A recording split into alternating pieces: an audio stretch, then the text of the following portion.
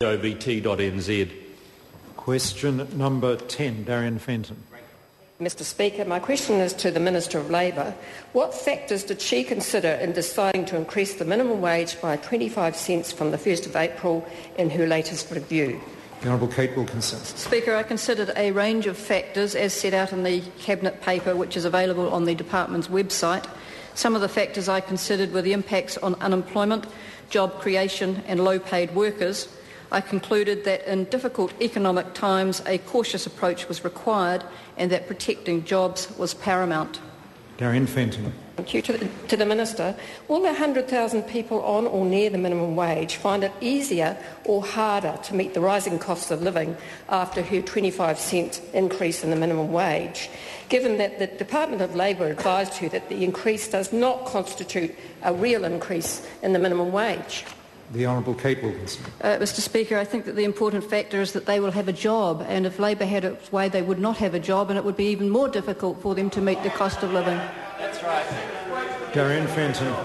Thank you, Mr Speaker. Did she consider the Department of Labour's advice that in increasing the minimum wage to $13.50, which would put $76 million into the pockets of 100,000 Kiwis, would have a negligible effect on total employment and thus would not be likely to constrain the job market?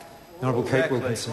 Mr Speaker, I considered the advice and I was not willing to put at risk the between 480 and 640 jobs which might have been lost had we increased the minimum wage to $13.50. Darien Fenton. To the Minister, why did she not at least increase the minimum wage to $13.50 when it would have put an extra $76 million into the pockets of low-paid Kiwis and the economy at a time when those Kiwis are struggling to meet rapidly rising food, petrol, childcare, health and other costs?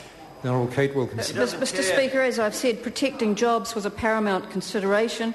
We did look at what we considered was the most sustainable, realistic and fair option, and we did not want to risk the loss of 600 jobs. Darien Fenton. Thank you, Mr Speaker. Is she concerned by the fact that the National Government's increases to the minimum wage have consistently been lower than increases to the average wage, meaning that the poorest Kiwis are falling further and further behind? The Honourable Kate Wilkinson. Mr Speaker, I can say that since being elected as government, we've increased the minimum wage by $40 a week. And at the end of the day, Mr Speaker, it's a matter of finding a balance and getting the most sustainable and realistic and fair option whilst protecting jobs. Point of order, Grant Robertson. Permitted to do this earlier. I seek leave of the House to table a document prepared by the Wakatipu Health Trust. It's a question and answer document that includes the statement that the DHB Chief, Brian Rousseau, told the Mayor that he had the Health Minister's support for the sale of Lakes District Hospital. Leave us sort of table this document. Is there any objection? There is no objection. Question number